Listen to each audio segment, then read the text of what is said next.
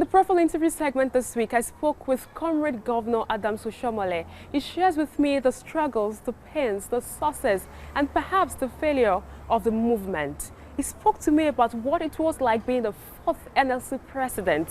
And I must tell you, it was an engaging, informative, and interesting conversation. Take a listen. You're welcome to the program. My pleasure. Sharon. A lot has been said about the Nigerian Labour Congress, and it's celebrating its 40th anniversary. What's your take on it? I think for several reasons. 40 years of unorganized labor, talking about a mass movement in the entire black world. NSC is the largest non-governmental, membership-driven, membership-funded organization in the black world. And so to survive 40 years, and during this period, NSC had its own fair share of military abuse of power. 2 or 3 times it was dissolved by successive military governments, and it outlived those governments. And even other civilian administration, under President Obasanjo, there was a bill to the House in which the president wanted NSC to be deregistered, and we fought back. And of course, they succeeded in creating TUC out of that. And but again, the TUC has since found common grounds to work in harmony and in unity, and wherever it matters, in unison, to deal with all of those issues that affect the world of work, and indeed matters affecting workers and working families. So I think for several reasons, NSC has, it's a title to this celebration. You were the president of the Nigerian Labour Congress between February 1999 to February 2007. Correct. What would you say are your achievements? It is not for me to, score myself. I would be more comfortable if people were to play back the NSC role in the Nigeria polity, economy, and society during those periods, and form opinion about my role, what the NSC was under my leadership. That will offer me more comfort than asking me what I think. But I think that, first, beginning with the unity of the NLC, which the then president wanted to undermine, by proposing a legislation which expressly, among other things, provided for the deregistration of the NLC. And I remember people saying I should go and plead with the president not to dissolve the NLC. And I said, no, NLC will not bow before presidents. NLC will stand on its feet. It will fight, either win or lose, but on its feet. I won't, order NSC, under my leadership, we will go on our knees to plead with any administration. And I submitted that the future and the unity of the movement was not at the pleasure of the president of the day, and that NSC will outlive President Obasanjo's government. And it is history. So that for me is something. I also believe that we sufficiently moderated the then president, not to do some of the things that, in our judgment, were going to grossly erode the living standard of workers and indeed working families. We engage him on all of those issues. We also engage him on issues that has to do with democratic principles.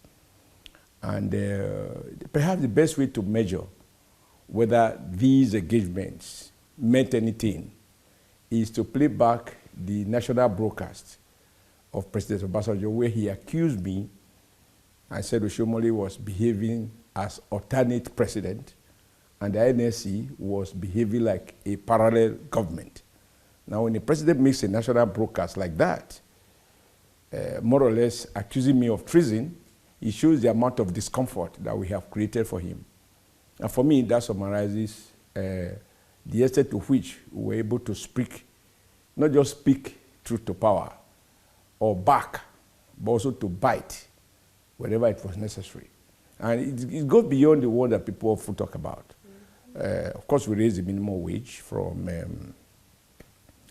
as it then was, 2,200 naira or so to 5,500 by law. And through negotiation, we got the federal government to adopt 7,500 naira minimum wage, and the oil producing states to have the same 7,500 minimum wage, and the other states from between 6,000 to 7,000 across the country. Now, by today's standard, that doesn't make much sense, but when you recognize that we increase the figure from 2,200 or 2,500 to those numbers, you are talking about between 100 and 200% increase. Which moves me to my next question. You're known to actively engage the government and the workers effectively. I would like to ask you, what do you think, what does it actually take to ensure that we have a vibrant labor union by ensuring that there's active engagement between the government and the workers? For me, more than anybody else in society, the union man has to be sharp. He has to be grounded in everything. He has to be jack of all trade and master of all, because the issues you confront covers the economy, the polity, and society. And you must be able to engage convincingly, because we are persuading followers to decide who to believe. Because don't forget, as much as workers are members of trade unions, they are also, some of them, members of political parties. And indeed, they also can tell you, and it is a fact, that they did vote for these governments, whether at the federal, state, or local government level. So just the same way as they voted for you through a direct election to become the president of their own movement. So when you engage the government, which they participate in electing, you have to convince them that what the government is doing is wrong, and that what you're asking them to do is right, and that your own solutions or suggestions as to policy options are doable and that they will be more beneficial. How they resolve that, who they choose to believe, determine at the end of the day the strength of trade unions. Because if people don't follow your action, you threaten and it doesn't come to pass, your threat loses potency, and over time, government would listen, no employers will listen. Okay, talking about credibility, I would like to ask you, I've learned so far that most times getting credible leaders starts from the academics. That is, it starts from the teachers, the lecturers, to students, then it comes out as a total, what will I call it now, a total package. So I would like to ask you, how would you rate the education sector in Nigeria, and how do you think instilling the right discipline and principles of survival for an average worker should be instilled in students? You really don't know anyone until you are trusting with power. There are no scientific instrument to read a man or a woman and say, he will be like this. So until you give him power, you really don't know who or she is. We've seen it here. Everybody seems to be an angel until he's challenged with certain realities and certain levels of temptation. How he reacts to those define ultimately this issue of character. But I think the point I was also seeking to make is that in those days when people like Professor Ejega were in the university system, they produce what you might call very progressive student community, you know, that were deep, not just in their field of study. It didn't matter whether they were reading medicine, they were reading pharmacy, engineering, but they were sufficiently exposed to issues around the political economy, you know, radical thoughts, what was going on around the world, in Cuba, the difference between the socialist countries and the capitalist countries, the promise of the market system, Karl Marx's critique of capitalism and the socialist alternative. All of those things help to deepen the workers' understanding of the world that they live in. And as they grow up to approach the real world, they have some clarity about alternative possibilities, right? Now, those were the days we talk about Bala Usman brought up in ABU, a very rich left-wing community that were being built and developed by lecturers who themselves were quite knowledgeable and very, very progressive. Now, unfortunately, we do no longer have that kind of thing, which is why the Nigeria Students' Union, NANS, is no longer what it used to be in those days because the baking ground is, has been eroded. I'm actually really concerned about the youths of today and looking at the labor sector. And since you've said knowledge is power and we need to be equipped with what is needed to ensure that we survive in the 21st century, what do you think is the way forward in capturing the young minds? Yeah, I think that the organized labor should show sufficient interest on matters that have to do with quality of education. We are not just talking about the university system, important as it is. The foundation, you know, we have in law what you call universal basic education, under which it is compulsory and mandatory for every child of school age to be in school. And yet, in spite of that law, the average of out-of-school population, I think, around the country, national average, might be around maybe 20% or 25%. Because in some states, it is as high as 50% or more than 50%, while in some other states, it's as low as 6%. I think the lowest is Ekiti and Edo State. Ekiti around 6, Edo about 6.7% out of school. From that bottom, it goes up to 50, I think up to 55% out of school population. Now, by the time you interrogate the content and the quality of those schools, you know, if you define a school, it tells of any environment in which there's somebody in front, posing as a teacher, and some little kids behind, listening. If that's your definition, then this answer is valid. But if you go to interrogate the quality of the teaching staff and the teaching environment, the quality of the classroom, then the situation becomes even much more frightening.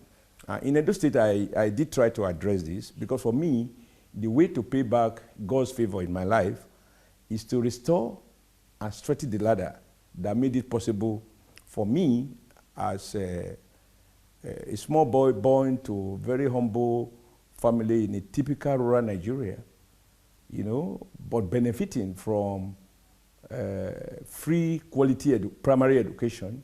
That was the only foundation I needed to be able to resort to self-help thereafter by way of training and retraining and going to school to further my education and to be able to work and get to the level of, you know, a Fatiha and becoming a governor of a state as complex and as sophisticated as Edo State.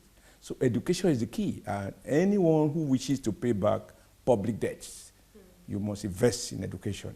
Not rhetoric, not just symbolism, in terms of real content.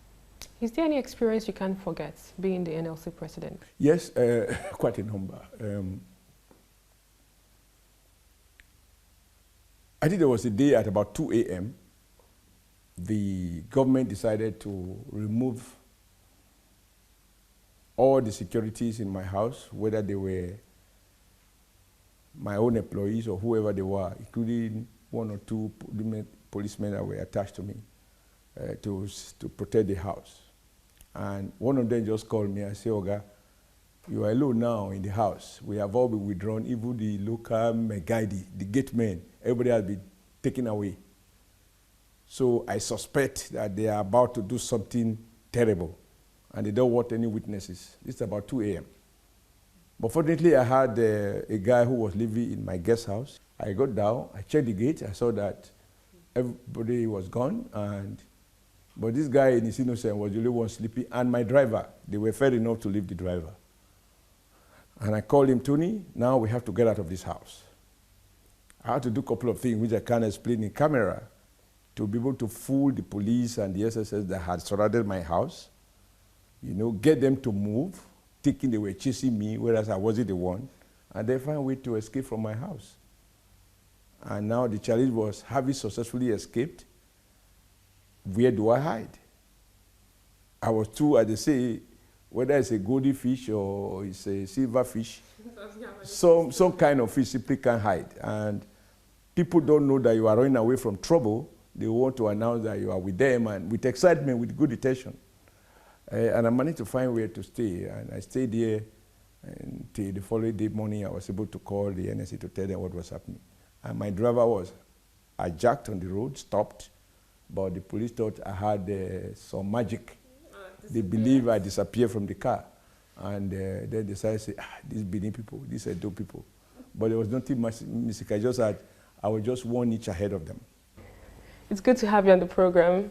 Thank you, Sharon. And that's all we can take on this edition of Labor Lens. Join us next time for a fresh edition of the show. I am Sharon Ijason. Thanks for watching, and remember, labor creates wealth.